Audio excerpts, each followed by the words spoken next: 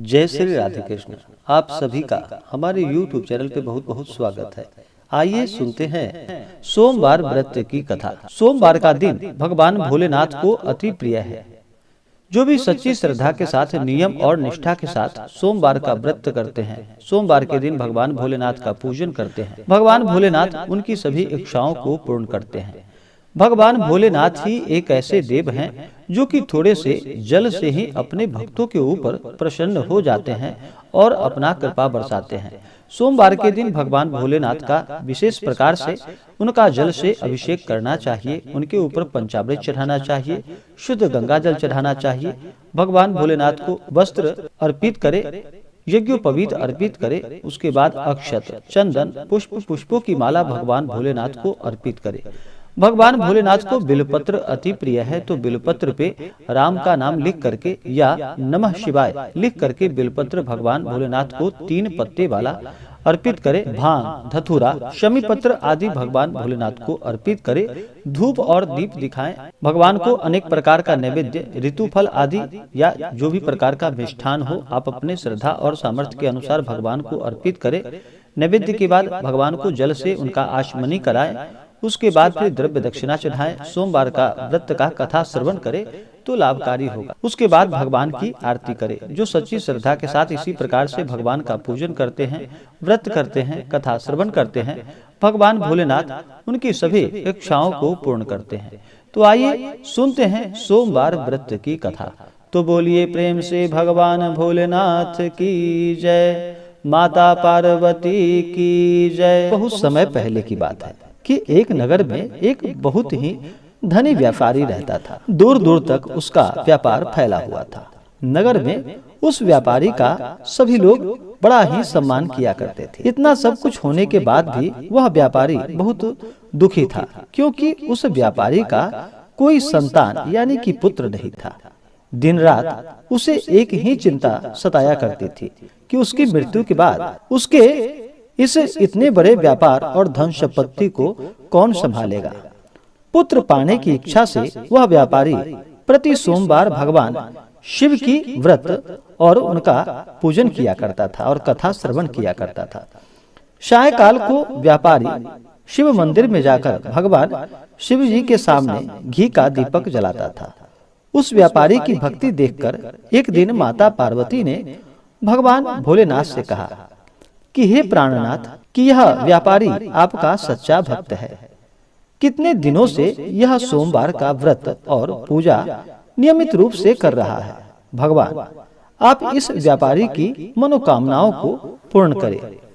तो भगवान शिव ने मुस्कुराते हुए कहा कि हे पार्वती, इस संसार में सबको उसके कर्म के अनुसार फल की प्राप्ति होती है। प्राणी जैसा कर्म करते हैं उन्हें वैसा ही फल प्राप्त होता है। इसके बावजूद माता पार्वती जी नहीं मानी और उन्होंने आग्रह करते हुए कहा कि हे प्राणनाथ, आपको इस व्यापारी की इच्छा पूरी करनी ही पड़ेगी। यह आपका अनन्य भक्त है। प्रति सोमवार आपका विधिवत व्रत रखता है और पूजा अर्चना के बाद आपको भोग लगाकर एक समय भोजन ग्रहण करता है। आपको इसे पुत्र प्राप्ति का वरदान देना ही होगा।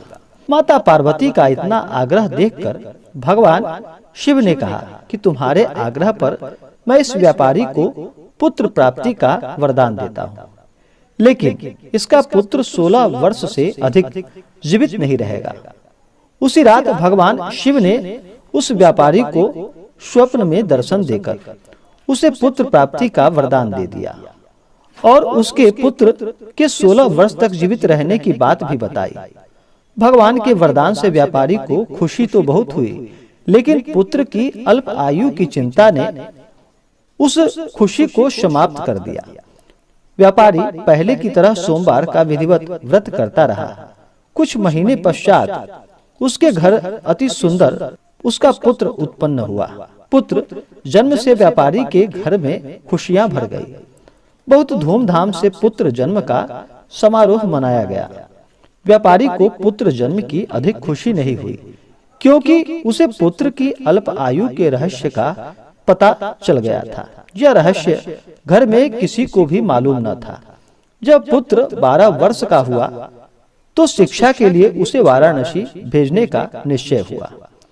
व्यापारी ने पुत्र के मामा को बुलाया और कहा कि पुत्र को शिक्षा प्राप्त करने के लिए वाराणसी छोड़ आओ।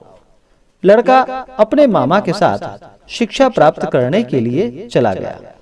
रास्ते में जहां भी मामा और भांजा रात्रि विश्राम के लिए ठहरते, वहीं यज्ञ करते और ब्राह्मणों को भोजन कराते थे। लंबी यात्रा के बाद मामा और भांजा एक नगर में पहुंचे। उस नगर के राजा की कन्या के विवाह की खुशी में पूरे नगर को सजाया गया था। निश्चित समय पर बारात आ गई, लेकिन वर का पिता अपने बेटे के एक आंख से काने होने के कारण बहुत चिंतित था।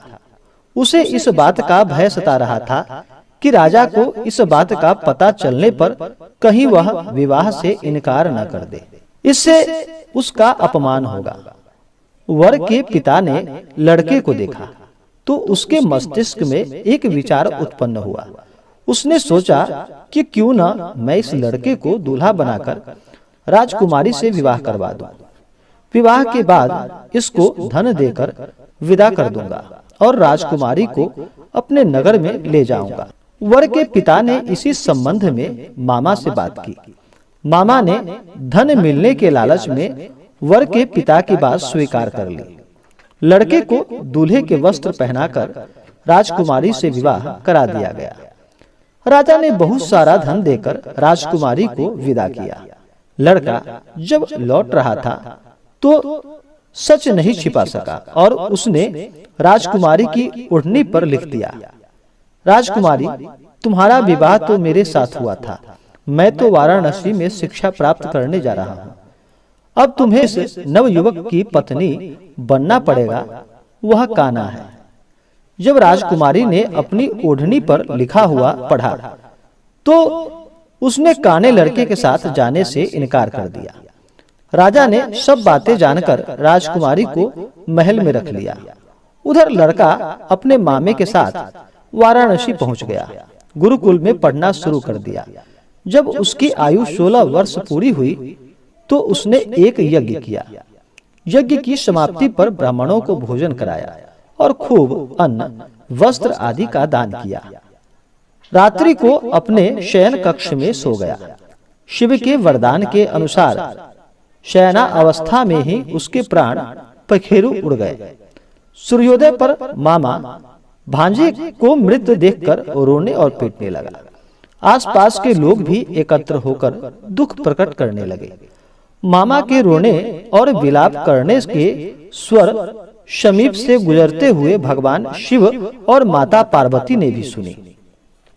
पार्वती जी ने भी भगवान से कहा कि हे प्राणनाथ, मुझसे इसके रोने के स्वर अब मुझसे सहन नहीं हो रहा। आप इस व्यक्ति के कष्ट अवश्य दूर कर दें। भगवान शिव ने पार्वती जी के साथ अदृश्य रूप में समीप जाकर देखा तो पार्वती जी बोली कि हे पार्वती, यह तो उसी व्यापारी का पुत्र है। मैंने इसे 16 वर्ष की आयु का वरदान ही दिया था। इसकी आयु तो पूरी हो चुकी है। पार्वती जी ने फिर भगवान शिव से निवेदन किया कि हे प्राणनाथ, आप इस लड़के को जीवित करें, नहीं तो इसके माता पिता पुत्र की मृत्यु के कारण रो रो कर अपने प्राणों को भी त्याग देंगे। इस लड़के का पिता तो आपका परम भक्त है। वर्षों से सोमवार का व्रत करते हुए आपको भोग लगा रहा है। पार्वती के आग्रह पर भगवान शिव ने लड़के को जीवित होने का वरदान दे दिया और कुछ ही पल में वह जीवित होकर उठ बैठा। शिक्षा समाप्त करके लड़का अपने मामा के साथ अपने नगर की ओर चल दिया। दोनों चलते हुए उसी नगर में पहुंचे जहां उसका विवाह संपन्न हुआ था। उस नगर में भी यज्ञ का आयोजन किया। समीप से गुजरते हुए नगर के राजा ने यज्ञ का आयोजन देखा। राजा ने उसको तुरंत पहचान लिया। यज्ञ समाप्त होने पर राजा मामा भांजा को महल में ले गया और कुछ ही दिन उन्हें महल में रखकर बहुत सा धन देकर, वस्त्र देकर राजकुमारी के साथ विदा किया। रास्ते में सुरक्षा के लिए राजा ने बहुत से सैनिकों को भेजा। नगर में पहुंचते ही एक दूत को घर भेजकर अपने आगमन की सूचना भेजी। अपने बेटे को जीवित वापस लौटने की सूचना से व्यापारी बहुत प्रसन्न हुआ। भूखे प्यासे रहकर व्यापारी और उसकी पत्नी बेटे की प्रतीक्षा कर रहे थे। उन्होंने प्रतिज्ञा कर रखी थी कि यदि उन्हें अपने बेटे की मृत्यु का समाचार मिला तो दोनों अपने प्राणों को त्याग देंगे। व्यापारी अपनी पत्नी और मित्रों के साथ नगर के द्वार पहुंचा।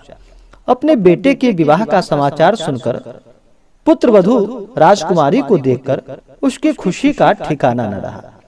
उसी रात भगवान शिव ने व्यापारी के स्वप्न में आकर कहा कि हे श्रेष्ठी, मैंने तेरे सोमवार के व्रत करने और व्रत कथा सुनने से प्रसन्न होकर तेरे पुत्र को लंबी आयु प्रदान की है।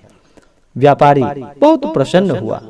सोमवार का व्रत करने से व्यापारी के घर में खुशियां लौट आई।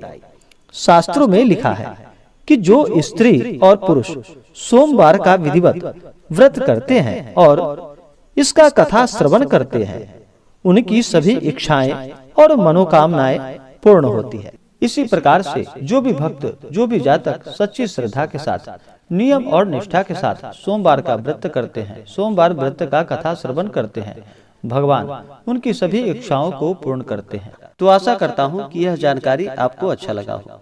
ऐसे ही ज्ञानवर्धक जानकारियाँ प्राप्त करने के लिए हमारे इस चैनल पे अगर आप नए हैं तो चैनल को लाल बटन दबा करके सब्सक्राइब करें, साथ में बेल आइकन घंटी को दबाएं ताकि मेरे वीडियो का नोटिफिकेशन आपको समय से मिलता रहे।